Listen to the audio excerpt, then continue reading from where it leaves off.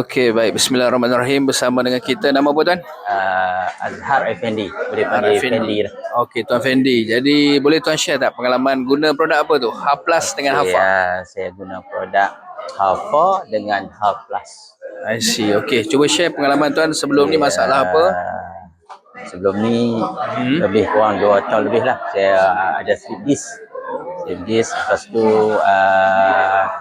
penciuman kolesterol dengan apa saja penciuman kolesterol darah tinggi daripada umur 30 sehingga dah 13 tahun lah pakai ubat. Okay. Jadi yang slip disc tu lah 2 tahun lebih. Lepas tu saya berniaga, saya bangun pagi lebih kurang berniaga dari 6 pagi sampai 2 petang lah selalu kan. Kalau lepas kena slip disc tu saya kena saraf lah. Jadi kalau lepas berniaga ni memang sakit. Dia cekang urat dengan lengah kebas. Lepas tu dia selalu tarik karung.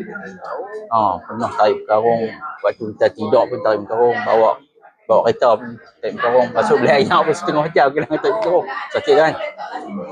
Kira ubat dan sakit. Lepas tu slip disc dalam pihak kampung buat fisioterapi kat hospital bayar sebulan sekali. Sama bila sakit saya memang pakai ubat kan. Lepas dah jumpa Hafa ni alhamdulillah. So memang rasa ni ringan balik, lembut balik semua urat saraf saya. Slip disc ni pun dah okey dah. Alhamdulillah. Tak bergantung pada ubat sakit. Tak, sekarang dah tak makan penedor pun tak makan. Saya makan Hafa dan Haplas ya. Alhamdulillah. Faham. Okey. Jadi apa saranan tuan kepada yang mengalami masalah yang sama seperti tuan?